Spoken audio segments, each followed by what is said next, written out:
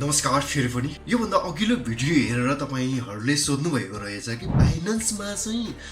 P2P trade गर्ने बेलामा देखाएको नाम हामीले बाइनान्सबाट चेन्ज गर्न मिल्छ कि मिल्दैन त्यो कसरी चेन्ज गर्ने सिम्पल प्रश्न हो र काम पनि सिम्पल छ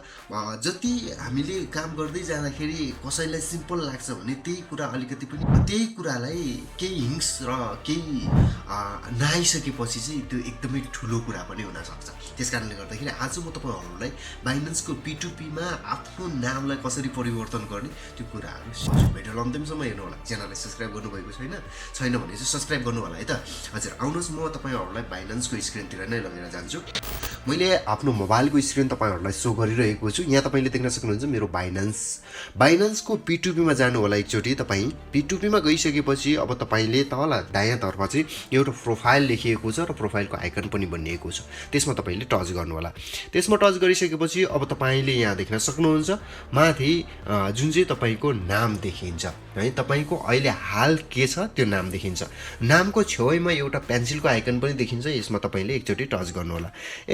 एकचोटी टच गरिसकेपछि अब तपाईले चाहिँ यो बाइनान्समा जुन चाहिँ P2P ट्रेड गर्ने बेलामा नाम देखाउँछ नि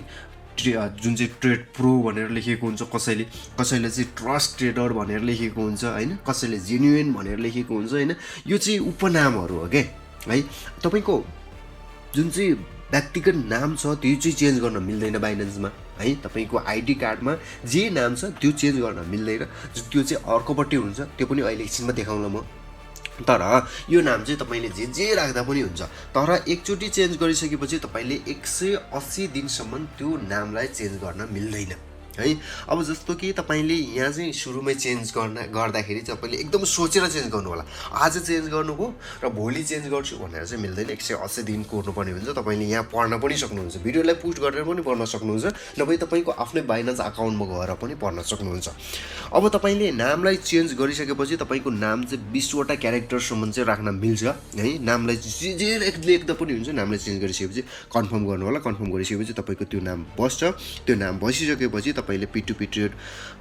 मा चाहिँ जुन चाहिँ ट्रेडरहरुले यताउता त्यही नाम देखाउँछ अब तपाईले यसलाई क्लोज गर्नु होला अब तपाईको यो चाहिँ भयो P2P को नाम चेन्ज गर्ने तरिका अब अर्को भयो रियल नाम अब एउटा हामीले जुन चाहिँ ब्यालेन्स जुन चाहिँ USDT लाई रिलिज गर्ने बेलामा अथवा चाहिँ रिसिभ गर्दा पनि तपाईले रियल नाम देखाउँछ नि त्यो रियल नाम चाहिँ तपाईको चेन्ज गर्न मिल्दैन तर अर्को पनि जुन चाहिँ तपाईको बाइनान्स भित्र नाम रहेको छ उपनाम त्यो चाहिँ तपाईले कहाँ देख्न सक्नुहुन्छ भने तपाईले यहाँ देब्रेतर्फ माथि बाइनान्सको एउटा आइकन देखिरहेको छ त्यो आइकनमा तपाईले एकचोटी टच गर्नु होला यदि गरिसकेपछि अब तपाईले यहाँ देख्न सक्नुहुन्छ आफ्नो आईडी र तपाईको नाम देख्न सक्नुहुन्छ यसमा तपाईले एकचोटी टच गर्न सक्नुहुन्छ यसलाई पनि चेन्ज गर्नुहुन्छ भने चाहिँ तपाईले यसलाई पनि चेन्ज गर्न सक्नुहुन्छ यसलाई चेन्ज गर्नका लागि चाहिँ अब तपाईले यहाँ चाहिँ जुन चाहिँ के एउटा ट्याक्क लागेको आइकन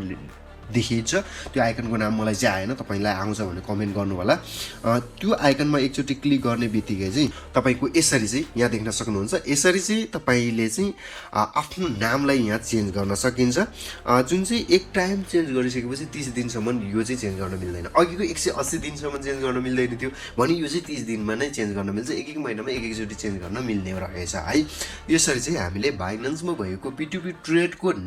नाम र आफ्नो प्रोफाइलमा भएको नामलाई यसरी चेन्ज गर्न सकिन्छ साथसाथमा तपाईले प्रोफाइलको आइकन अथवा चाहिँ प्रोफाइल राख्न चाहनुहुन्छ भने पनि तपाईले यहाँ प्रोफाइलमा क्यामेरा जस्तो आइकन रहेको छ यसमा क्लिक गरेर आफ्नो चोइस अनुसारको फोटो चाहिँ यसमा बाइनान्समा राख्न सकिन्छ तपाईले त्यो पनि गर्न सक्नुहुन्छ त्यसपछि सेभमा क्लिक गर्ने बित्तिकै हामीले चेन्ज गरेको नाम फोटो सेभ हुनेछ र सेभ भइसकेपछि चाहिँ तपाईले आरामले त्यो नाममा इन्जोय गर्न सक्नुहुन्छ पक्कै पनि तपाईले यो भिडियो हेरेर इन्जोय गर्नुभयो होला र तपाईले आफूले चेन्ज गर्न चाहेको नाम पनि चेन्ज गर्नुभयो होला यदि तपाईले खोजेको जस्तै भिडियो भेट्यो अथवा तपाईलाई यो भिडियो हेरेर अलिकति पनि केही काम लाग्यो भने चाहिँ तपाईले यो भिडियो साथीहरुलाई शेयरको साथसाथमा तपाईले लाइक गर्न नबिर्सिनु होला कतिजनालाई यो भिडियो हेल्पफुल लाग्यो त्यतिजनाले लाइक गर्नु होला त्यो लाइक हेरेर चाहिँ म तपाईहरुलाई अरु भिडियो पनि छिट्टै ल्याएर आउने कोसिस गर्नेछु हजुर आजलाई हामी छुट्टिन्छौं नमस्कार